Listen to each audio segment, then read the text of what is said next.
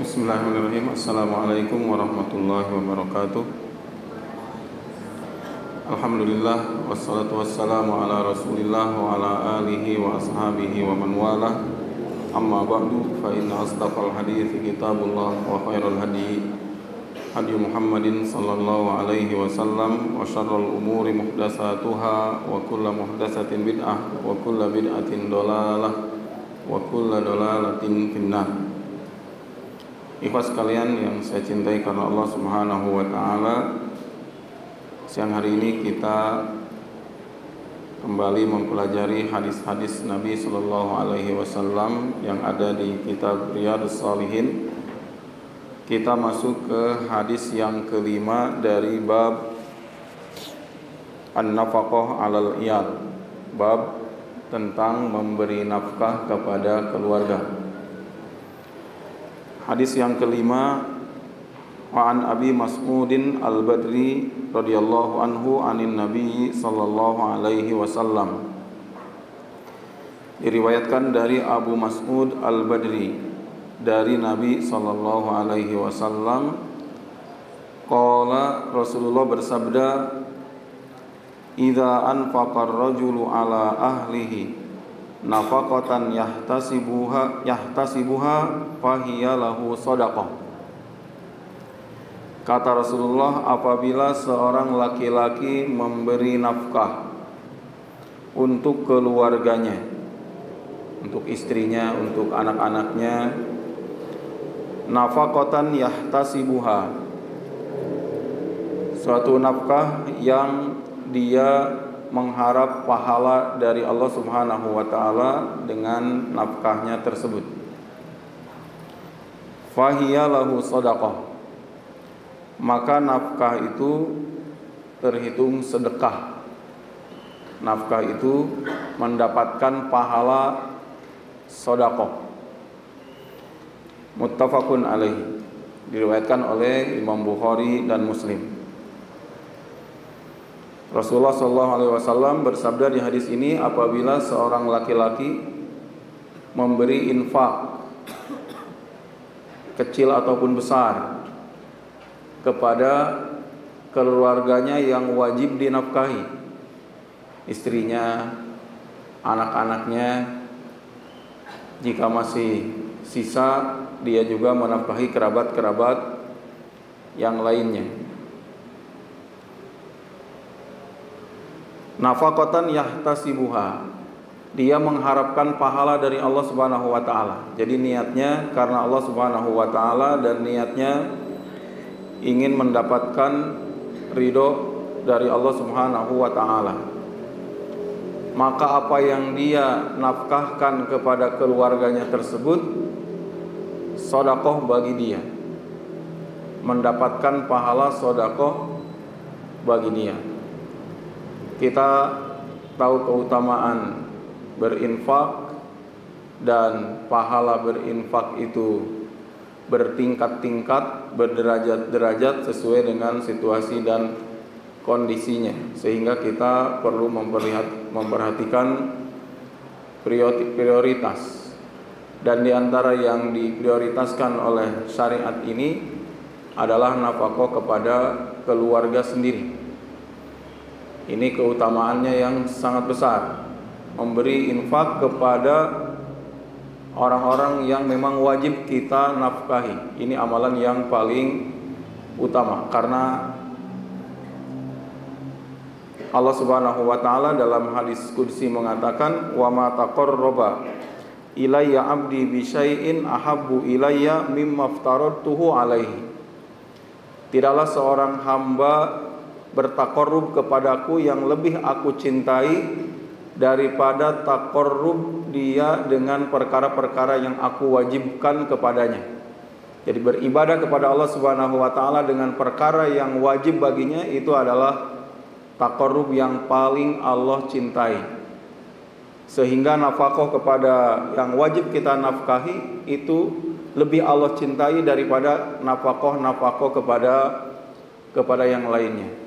Dan terkadang syaitan melalui pintu ini masuk, sehingga kita digoda untuk lebih memperhatikan yang lain daripada keluarga sendiri. Dia rajin sedekah kepada fakir miskin, tapi keluarganya sendiri ditelantarkan. Dalam bab-bab yang lain juga sama seperti itu. Mungkin dia rajin berinfak kepada fakir miskin, tapi bayar utang ditagih-tagih, ngumpet-ngumpet, padahal bayar utang itu wajib. Sedangkan bersedekah kepada yang lain selain yang diwajibkan untuk dia itu dianjurkan saja. Begitu juga amalan-amalan yang lain, utang. Wah, udah ditagih-tagih tapi dia sulit untuk bayar, tidak memperhatikan, dia dahulukan amalan-amalan yang lain, umroh yang sunnah, haji yang sunnah. Hajinya sudah 1 kali, sudah 2 kali, yang kedua kali dan seterusnya hukumnya itu sunnah. Dia dahulukan hal seperti itu daripada hal-hal yang wajib. Ini jebakan syaitan. Allah Subhanahu wa taala memerintahkan kita, mendorong kita untuk memperhatikan hal-hal yang wajib bagi kita. Dalam hadis ini kepada nafkah kepada keluarga kita sendiri. Ini bukan hal yang sepele. Kita kasih jajan kepada anak kita, kita kirim buah-buahan ketika pulang dari safar, berpahala bagi kita. Meskipun itu untuk istri kita, untuk anak-anak kita. Tapi catat, yang dikatakan oleh Rasulullah tadi adalah nafaqatan yahtasibuha. Nafkah yang dia keluarkan itu jangan luput karena Allah Subhanahu wa taala, dan dia benar-benar ingin mendapatkan pahala. Ingin mendapatkan pahala di sisi Allah Subhanahu wa ta'ala. Maka sayang kalau kita sekedar memberi, modalnya sama, beli buahnya sama, beli oleh-olehnya sama, tapi bisa dapat pahala, bisa juga enggak. Ketika dia tidak berinfak, meniatkannya karena ingin pahala dari Allah Subhanahu wa ta'ala, dia tidak dapat pahala sedekah. Dia hanya bara'atuz zimmah. Memang dia gugur kewajiban dia. Kewajiban dia memberi nafkah sudah gugur baginya. Dia sudah tidak tergolong orang yang menelantarkan keluarganya. Tapi dia tetap tidak dapat pahala sedekah yang disebutkan oleh Rasulullah ini, karena syaratnya apa? Yahtasibuha. Dia harus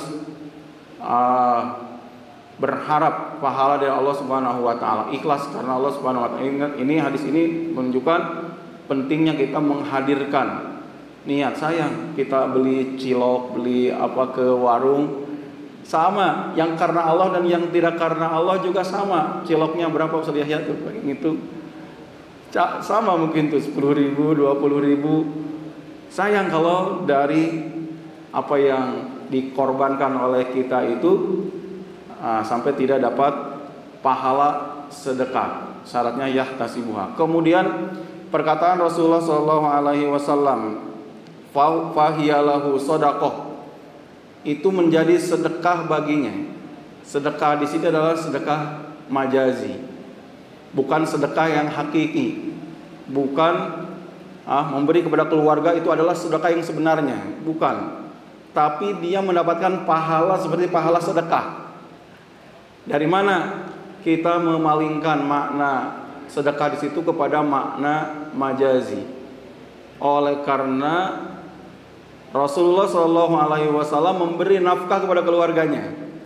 Rasulullah memberi nafkah kepada keluarganya dari keturunan Bani Hashim. Memberi nafkah itu sedekah bagi Rasulullah SAW. Rasul dapat pahala sedekah. Kenapa disebut majazi? Karena kalau nafkah sebagai sedekah ini dimaknai hakiki, berarti Rasulullah melakukan pelanggaran. Oleh karena sedekah kepada keturunan Bani Hashim itu diharamkan. Tidak boleh. Keluarga Nabi SAW dari keturunan Al-Hashimiyah itu haram menerima sedekah. Sedangkan Rasulullah menafkahi mereka. Kalau nafkah kepada mereka ini dianggap sebagai sedekah yang hakiki, bertentangan dengan larangan tadi. Kenapa? Karena kepada mereka Rasulullah menafkahi Abbas, pamannya, dan banyak keluarga-keluarga Rasulullah yang disantuni, dinafkahi oleh Rasulullah SAW, diurus di rumah. Ali bin Abi Thalib seolah kepada anaknya sendiri. dinafkahi oleh Rasulullah Shallallahu Alaihi Wasallam itu bukan sedekah yang hakiki, tapi pahalanya adalah pahala sedekah, sehingga tidak bertentangan. Nah, ketika kita sudah cukup untuk keluarga kita yang wajib kita nafkahi, baru kita perhatikan kepada yang lain sesuai dengan prioritas dan panduan dari syariat, tidak berlebihan juga tidak terlalu kurang, sebagaimana yang difirmankan oleh Allah Subhanahu wa taala, walladzina idza anfaqu lam yusrifu wa lam yakturu wa kana baina dzalika qawama.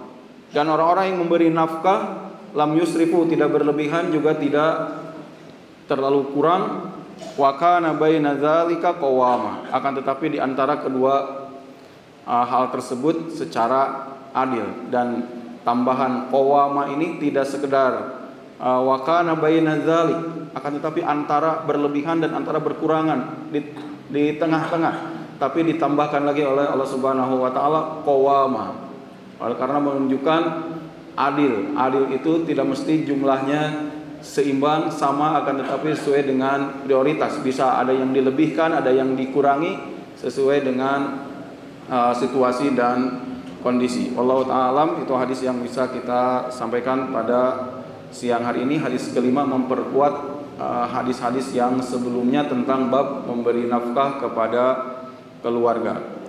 Aku qouli hadza wa astaghfirullah li wa lakum. Subhanakallahumma bihamdik asyhadu an la ilaha illa anta astaghfiruka wa atubu ilaik. Wassalamualaikum warahmatullahi wabarakatuh.